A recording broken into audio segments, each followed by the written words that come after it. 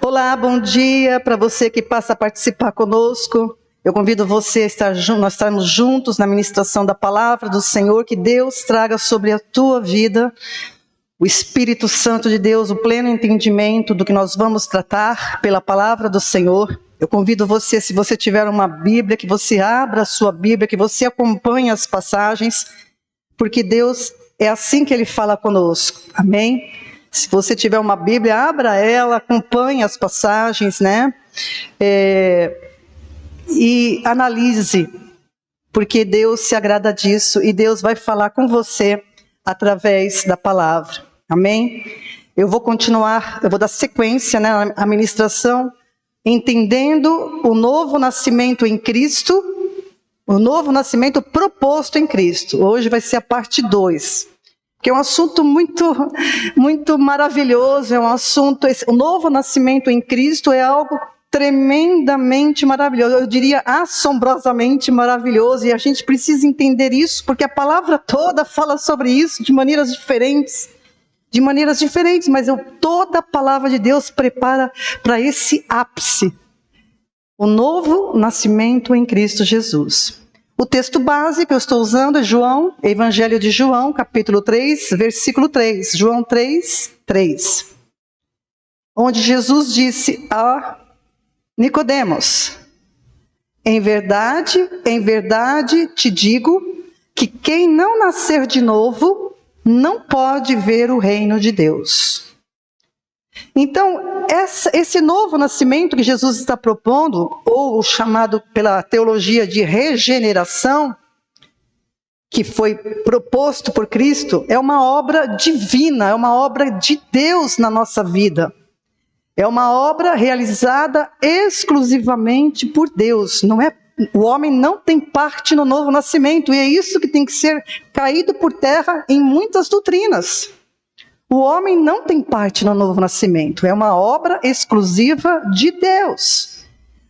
Mas ela é precedida pela aceitação do Evangelho, o Evangelho de Cristo. Pois o Evangelho de Cristo tem a missão de conduzir o homem à morte. Com Cristo, essa ênfase é muito pouco salientada. O Evangelho de Cristo foi dado para nós para conduzir-nos à morte com Cristo. Isso é muito precioso. E posteriormente, quando a pessoa morre com Cristo, ela então nasce de novo. Deus opera o novo nascimento segundo a vontade dele e por meio da sua palavra. Entende? Então esse é o mecanismo do novo nascimento. A pessoa precisa ouvir o Evangelho, aceitar o Evangelho, então ela entende que precisa morrer com Cristo, para que assim então Deus opere pelo seu poder e através da sua palavra o novo nascimento. Isso é maravilhoso, amados. É nesse sentido que Jesus fala um texto que não é bem entendido lá em João 6, que ele fala que a necessidade do homem, de todo ser humano, ser participante da morte e da ressurreição, melhor dizendo, para ser participante da carne e do sangue de Cristo. A gente vai ver esse texto agora.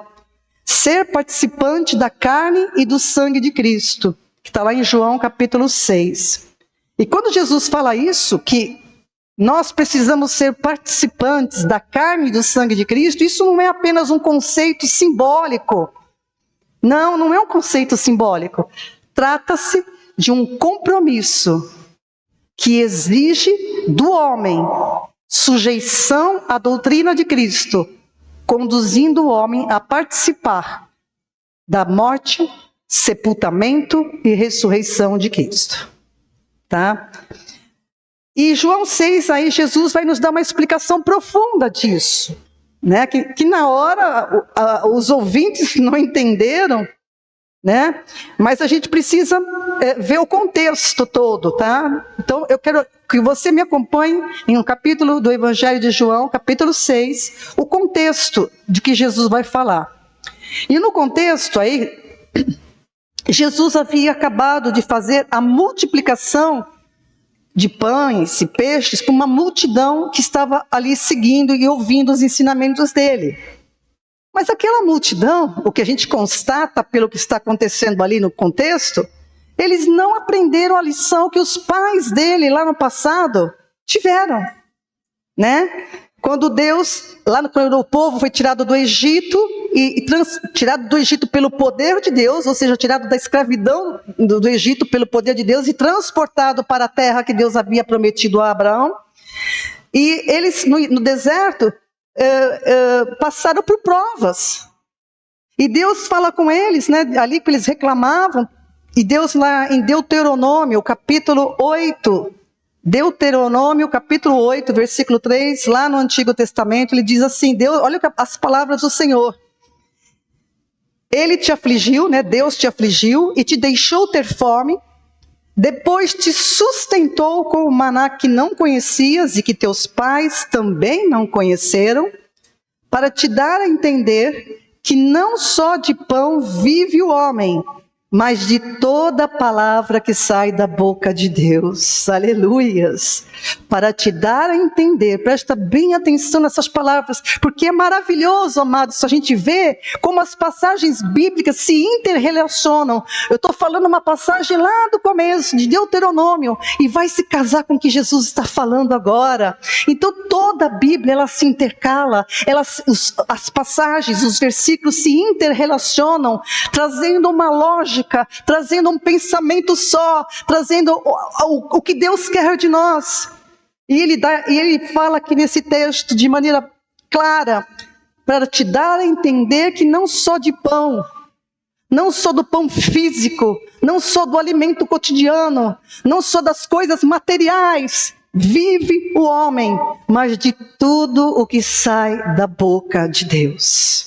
Tem pessoas que se esfolam, tem pessoas que trabalham e às vezes perdem até o rumo da vida de tanto trabalhar para conquistar coisas. Mas se o Senhor não guardar a casa, em vão vigia o sentinela. Se o Senhor não é com a pessoa, tudo o que ela faz é em vão e futilidade se perde no vazio. Não só de pão vive o homem, mas de toda palavra que sai da boca de Deus. Que coisa maravilhosa. O maná, que era um pão, era um alimento que descia todas as manhãs, quando o povo acordava, todo o pátio dele, todo o terreno estava cheio dessa semente, que na verdade era uma semente chamada maná. Mas essa semente era uma figura do verdadeiro pão que viria do céu. É uma figura do pão que viria do céu, que é Jesus Cristo, Senhor, né? E nós vamos ler aí a partir do versículo 33, que Jesus se apresenta justamente como o pão da vida. Acompanhe pela sua Bíblia, por favor.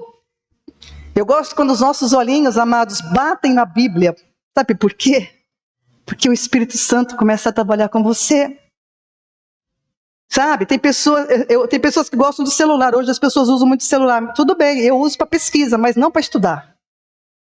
Eu gosto do papel, a minha Bíblia está aqui, ó, já sofreu não sei quantas reformas, mas ela fala comigo, ela me lê.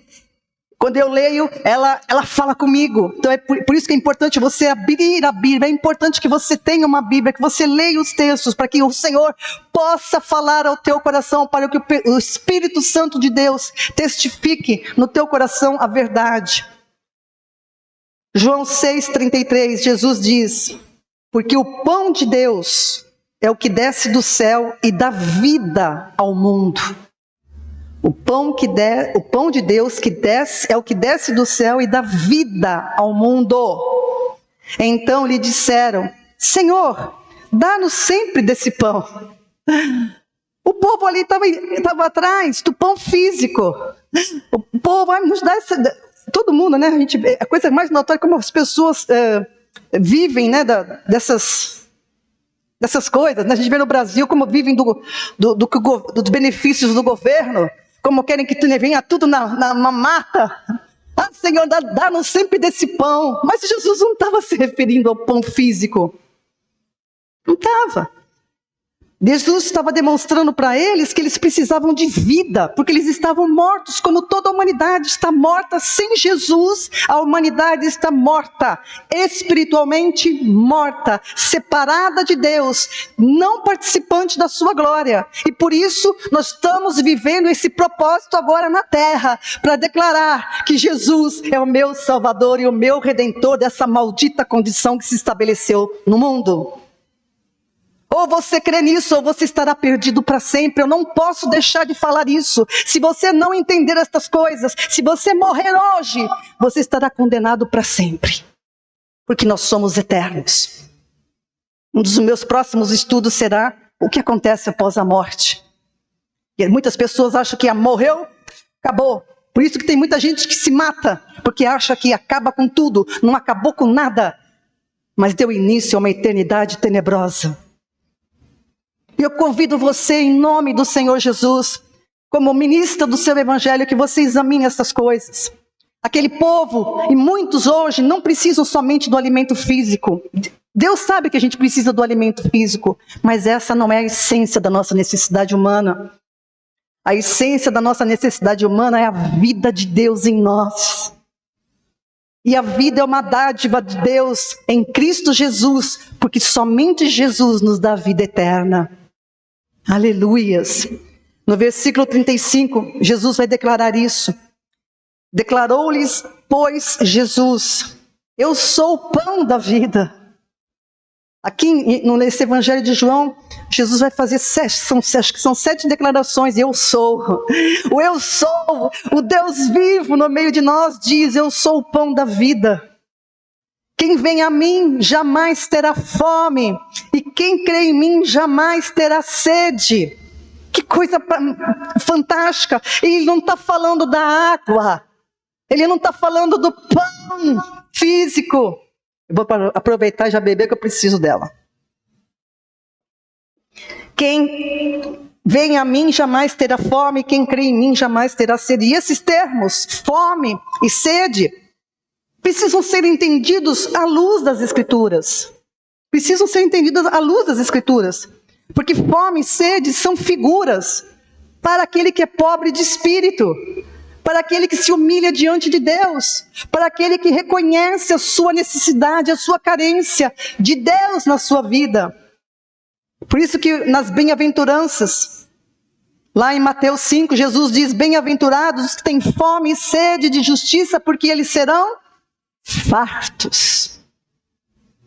Então, fome e sede de justiça não tem nada a ver com o social deste mundo. Fome e sede de justiça não tem nada a ver com essa terra. Tem a ver com a carência do homem, do conhecimento de Deus, da glória de Deus, da vida de Deus. Aleluias! Isso precisa ser entendido à luz da palavra. Por isso que Jesus falou assim: quem vem a mim jamais terá fome, porque Ele é o que sacia. Ele é que sacia, Cristo em mim, Cristo em você, a esperança da glória. Aleluias! Então, aqueles que estão ainda alienados de Deus, têm fome e sede, isso é algo que está no nosso ser. O ser humano foi feito por Deus e para Deus. Enquanto ele não entender essas coisas, ele fica com fome e com sede. É por isso que as pessoas vivem um vazio existencial. É por isso que as pessoas não entendem o que elas estão buscando muitas vezes, porque elas estão fora do propósito de Deus para o qual elas foram criadas. Somente os pobres de espírito, que se humilham diante de Deus, têm sede e fome de justiça e serão fartos por Deus. Eu fui farta por Deus, aleluias. Você também foi farto, você pode ser farto em nome de Jesus. Mas como que eu posso ser, como isso, Senhor Deus? Como que eu serei farto? Ouvindo a palavra. Ouvindo a palavra, entendendo a palavra, manuseando a palavra, sabendo entendê-la, sabendo casar os termos, sabendo casar o pensamento de Deus, entendendo. É no Evangelho que se descobre a justiça de Deus. Paulo fala isso em Romanos capítulo 1, versículo 17. É no Evangelho de Cristo, Jesus, que se descobre a justiça de Deus. E somente nele é possível o homem que tem sede e fome ser saciado. Só no Evangelho. não é numa religião. O Evangelho de Cristo não é uma religião. Aleluias. O Evangelho de Jesus Cristo é a tua vida. É a minha vida. João 6,51 diz: eu sou o pão vivo que desceu do céu. Se alguém dele comer, viverá eternamente. E o pão que eu darei, agora vem a coisa, né? E o pão que eu darei pela vida do mundo é a minha carne. Jesus, ele se descreve aqui claramente, né? Eu sou o pão da vida, eu sou o pão de Deus que desceu do céu, aleluias. E ele não veio somente para Israel. Eu costumo muito falar, né, que a gente tem que centrar o nosso entendimento das Escrituras no povo de Israel. Por quê? Porque através deles veio o Messias, através deles, Deus tem uma aliança com eles, e em primeiro lugar Deus tratou com eles. Mas o amor de Deus é dirigido a toda a humanidade, através deles. Então, mas Cristo não veio somente para Israel, ele veio para todo mundo. Ele não veio apenas para sustentar minha vida aqui na terra. Tem muitas pessoas que vão, muitos pregadores de evangelho que transtornam a palavra como se Deus fosse resolver os meus problemas nessa terra. Deus não veio resolver os problemas dessa terra não, porque essa terra tem um destino já traçado. E o homem colhe aquilo que ele planta. E o homem está vivendo debaixo do conhecimento do bem e do mal adquirido lá no Éden.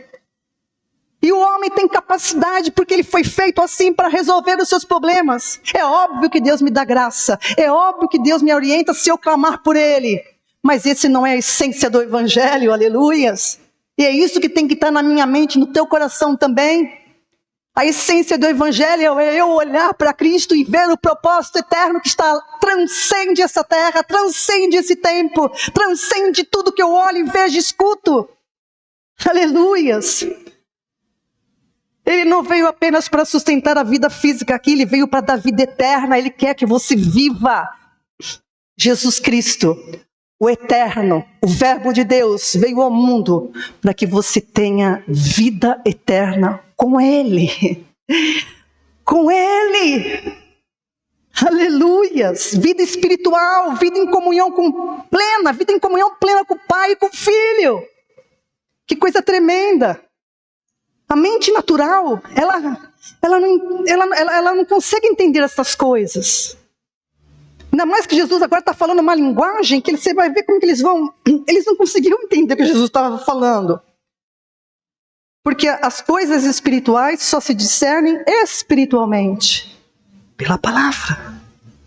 Então aí, no versículo 52, diz aí, disputavam, pois, os judeus, né, discutiam entre eles, dizendo... Como é que ele pode dar-nos a sua própria carne para comer? Olha como...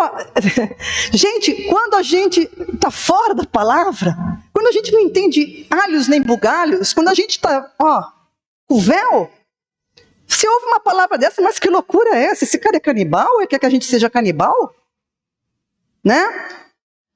A pergunta deles é, como é que ele pode dar-nos a sua própria carne para comer? Aí Jesus continua. Ai, meu Pai, eu peço sempre essa sabedoria do Senhor para responder as perguntas.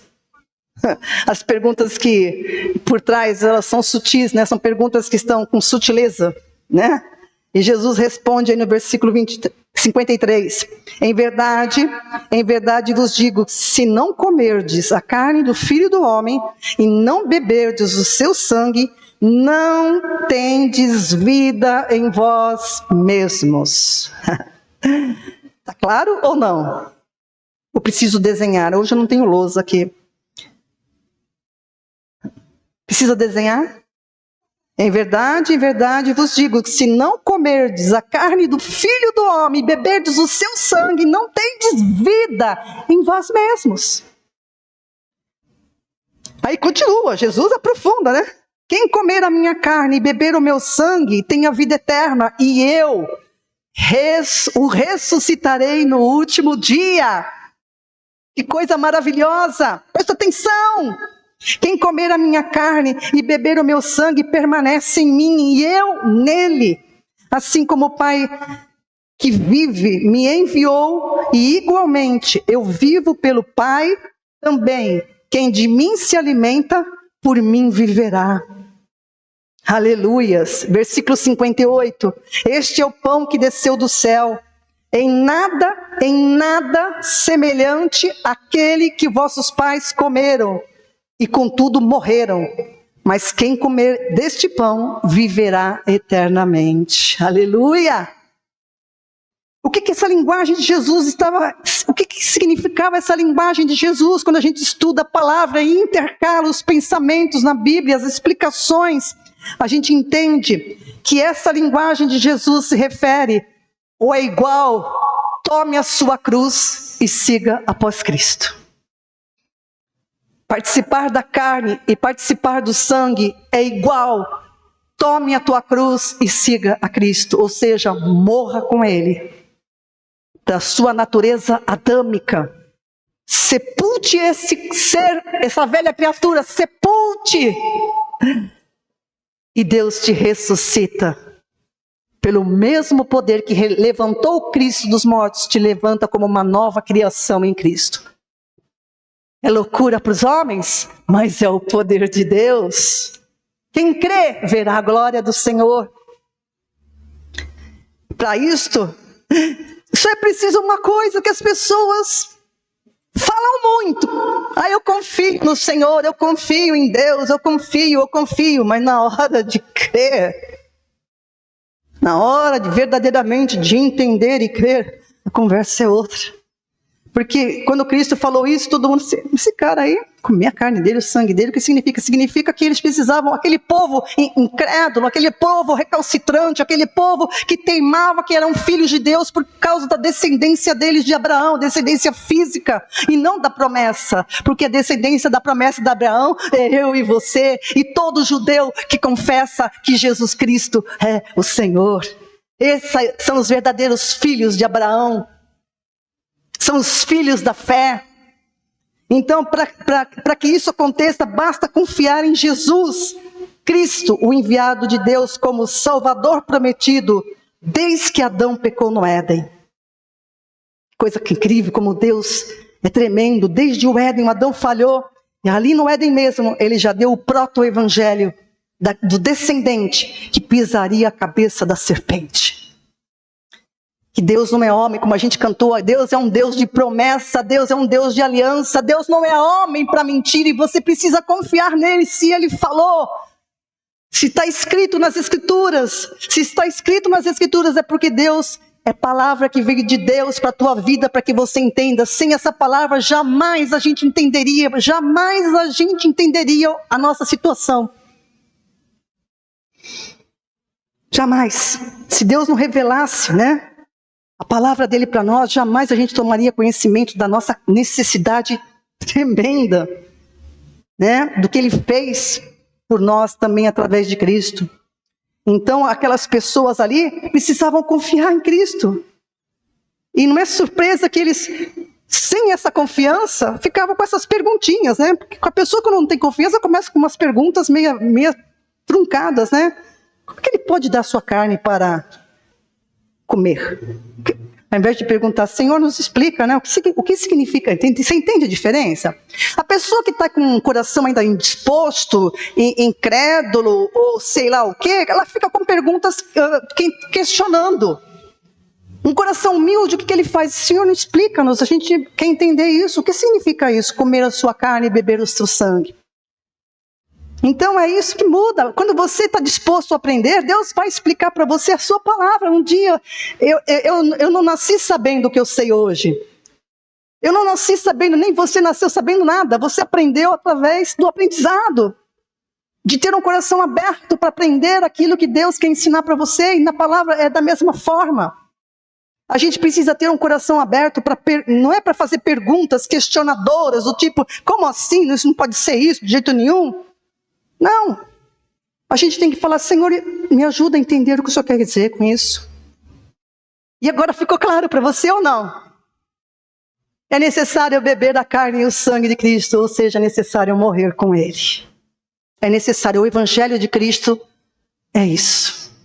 E resume nisso, é o Evangelho da cruz. né? Então, é isso que é maravilhoso.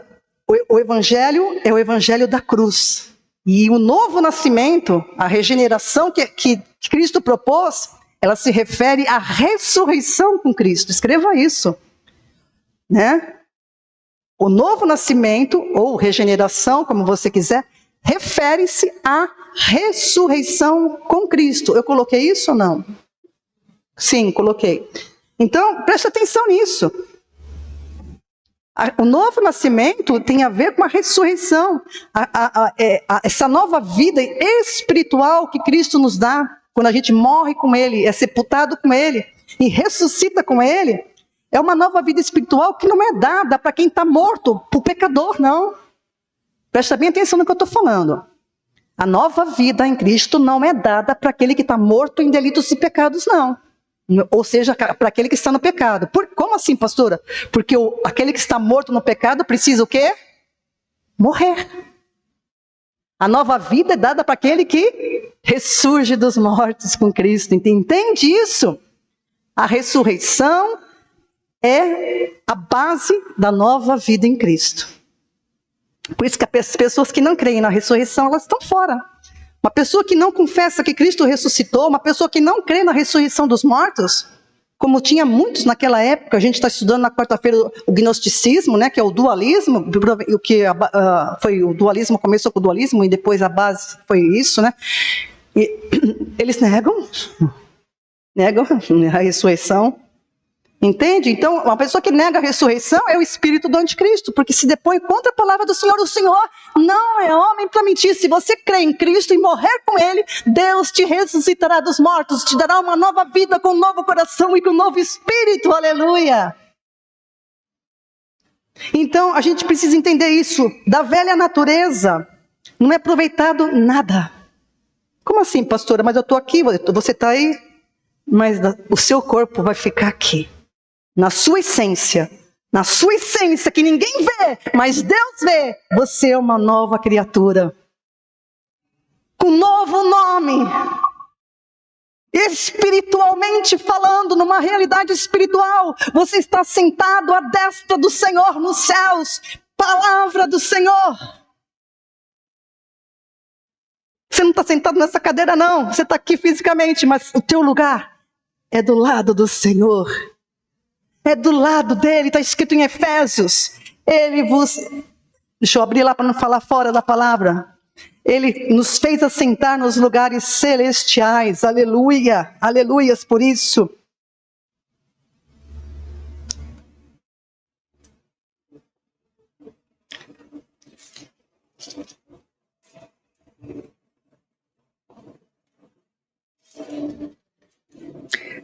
Capítulo Efésios 2, versículos 5 e 6.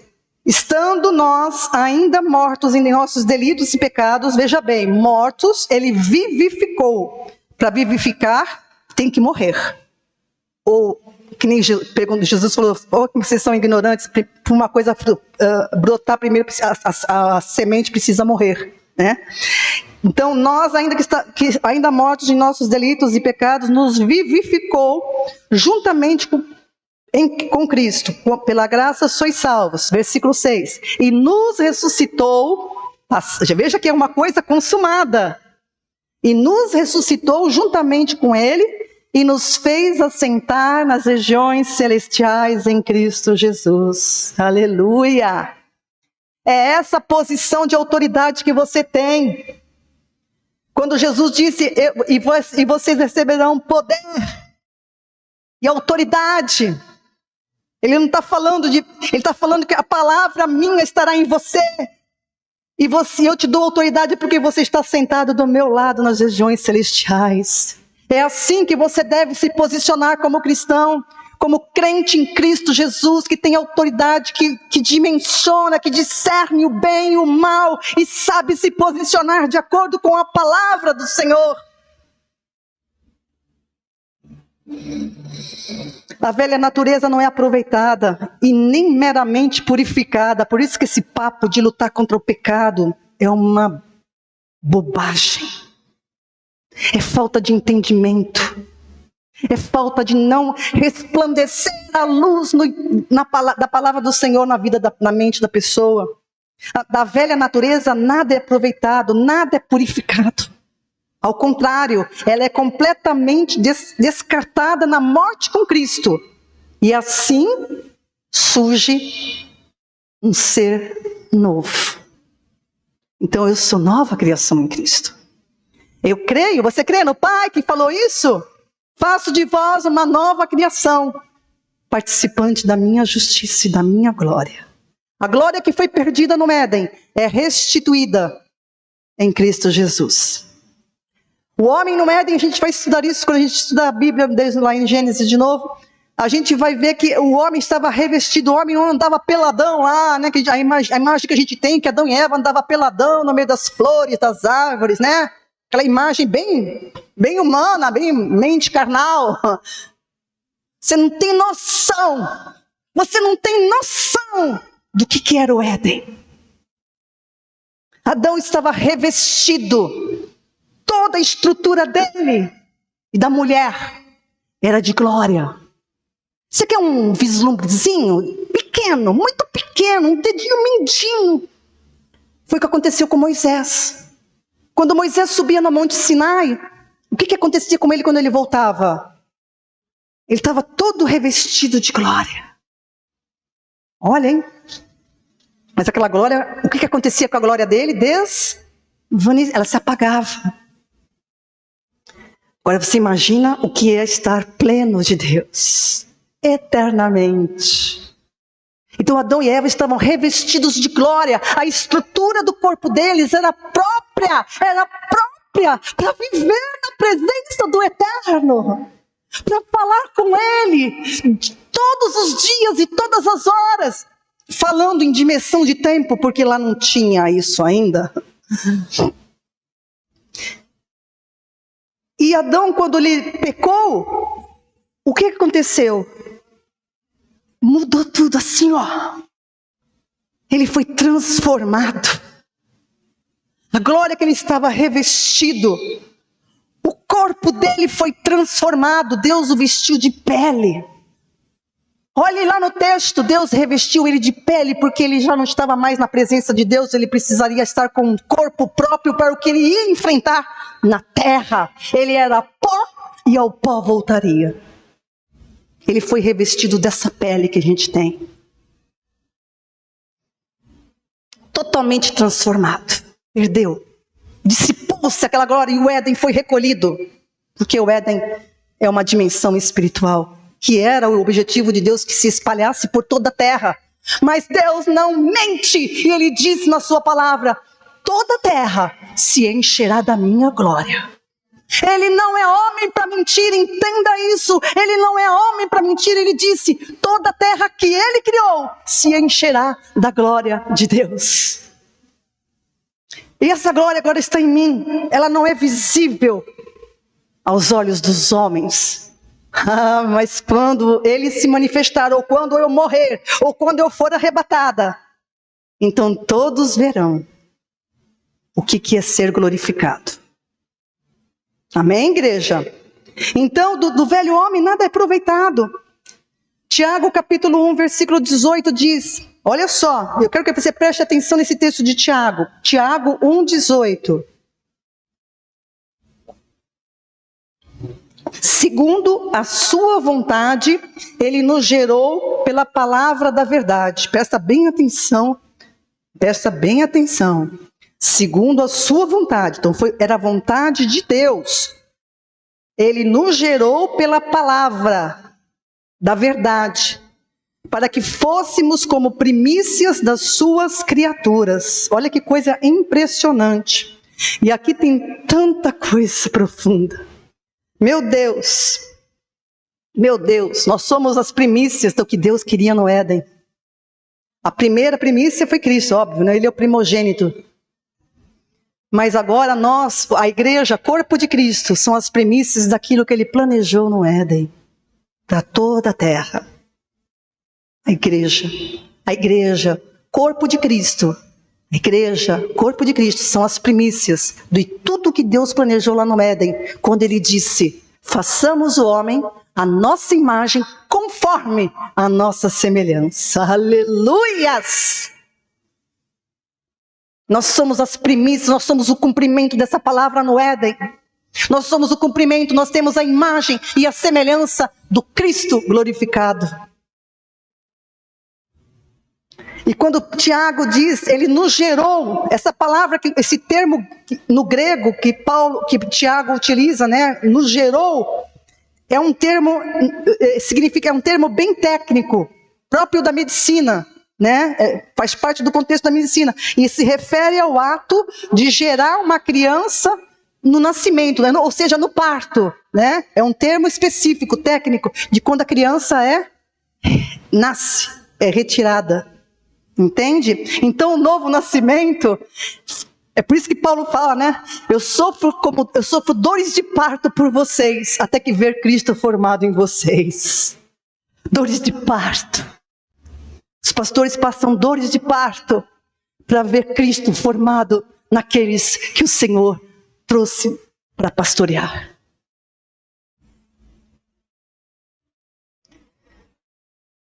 Então, amados, a regeneração é a geração de um novo ser, e creia nisso.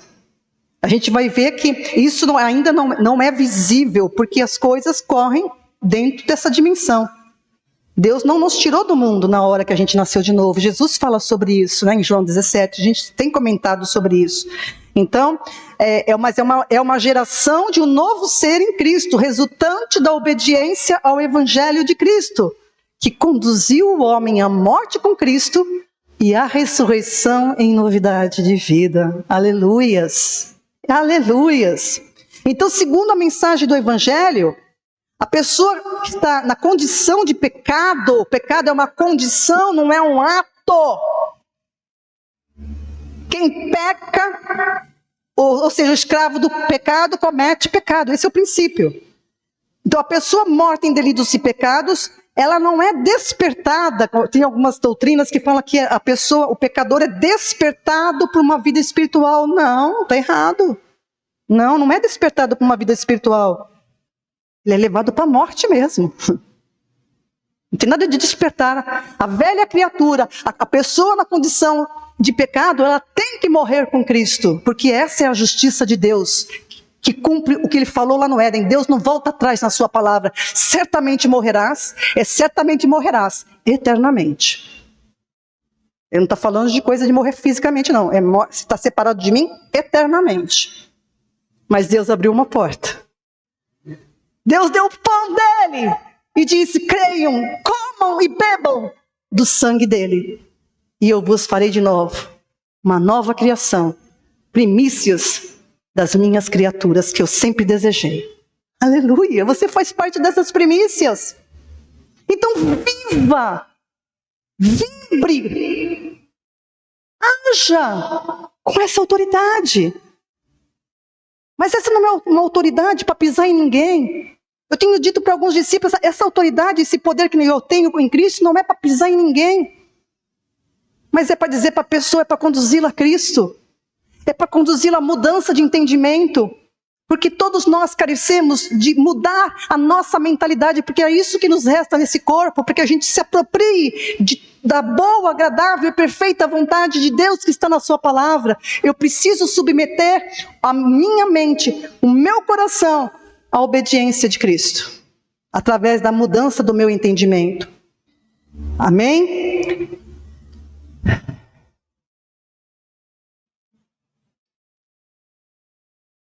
Tanta coisa para dizer, tanta coisa profunda para falar.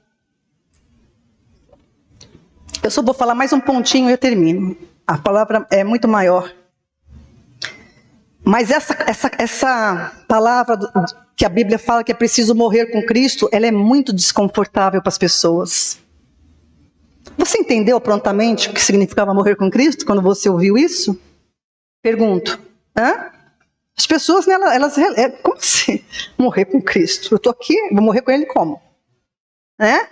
As pessoas, isso é desconfortável. Eu pus o título, a realidade desconfortável de morrer com Cristo. E é isso que você precisa entender, é desconfortável. A gente precisa ter a mente do Senhor, não a mente carnal. A mente carnal vai falar que isso é loucura. Né? A mente carnal vai dizer, não, isso é loucura, você está sofrendo uma lavagem cerebral aí. Louvado seja Deus pela lavagem da pura palavra do Senhor na minha vida, amém? Louvado seja Deus pela regeneração promovida pela água que limpou tudo que não prestava. Então, o novo nascimento, eu quero dizer para você com todas as letras, não está relacionado com a moral humana, com o caráter humano. Não, o homem não tem parte no novo nascimento. O homem está morto em delitos e pecados. Ele peca porque ele é escravo do pecado.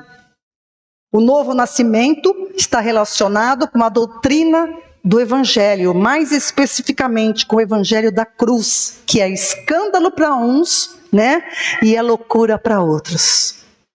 Né? Morrer para o pecado e viver como novas criaturas exige algo muito mais profundo do que o alívio do meu comportamento moral, do meu comportamento humano. É muito mais profundo do que um simples alívio moral. Morrer para o pecado e viver como novas criaturas exige confiança plena naquele que prometeu vida. E que, quando ele falou isso, inevitavelmente nos confronta nas nossas crenças e requer uma transformação completa da nossa compreensão, que é o verdadeiro e único arrependimento que a Bíblia fala. A gente não precisa se arrepender várias vezes, você só precisa de um arrependimento. É esse arrependimento que a Bíblia fala, de você entender diante do Evangelho que você era uma pessoa morta em delitos e pecados, mas que Deus abriu uma porta de salvação, e essa porta é Cristo, e que você precisa crer nele para morrer para o pecado e nascer de novo para Deus, porque você estava morto para o pecado, mas em Cristo Jesus você passa a viver de novo para Deus, amém? Isso é o verdadeiro arrependimento. Não é por acaso que Jesus disse que as suas palavras são espírito e vida. Cristo falava as palavras do Pai. As palavras de Jesus é o espírito vivificante, né? E as palavras dele são espírito e vida. João 6:63. Então é através das palavras dele que se promove o novo nascimento. Mas o homem natural resiste a essa transformação tão radical, resiste. Mas é preciso entendê-la. O homem prefere acreditar na justiça própria. O homem prefere acreditar, não, eu tenho que fazer alguma coisa, então Deus vai acreditar lá no céu para mim. Não é assim que as pessoas pensam? As pessoas pensam assim, consciente ou inconscientemente. Não, eu tenho que fazer alguma coisa, eu preciso, né? É algo que precisa ser acreditado se eu for bonzinho, se eu fizer isso, tudo certinho, né? Se eu fizer. Não, está errado. Você precisa ser de Deus para ser de Deus para fazer alguma coisa. A gente vai ver isso no decorrer da palavra. O novo nascimento ou a ação de Deus não é uma transferência que Deus deposita na nossa conta, é uma obra criativa. Obra criativa. O novo nascimento é uma obra criativa onde tudo se faz novo. Deus não apenas nos declarou livres, mas Ele nos refez. Entenda isso, Deus não apenas nos declarou livres do pecado, mas Ele nos refez na mesma imagem e semelhança do seu Filho. Aleluias. E mais do que isso, né? Que vivem plenamente em comunhão com Deus. Então agora eu estou em plena comunhão com Deus, como diz o autor de Hebreus, eu posso entrar a qualquer hora no Santo dos Santos e falar, Pai, me ajuda. Pai, eu estou aqui. Esse é o novo e vivo caminho aberto por Cristo, mas é preciso, para isso, tomar a cruz e seguir após Cristo. Amém? Eu vou parar por aqui. Deus abençoe você, em nome de Jesus. Medite nessas palavras e que o Senhor te abençoe no entendimento delas, para a glória do próprio nome dEle, em nome de Jesus.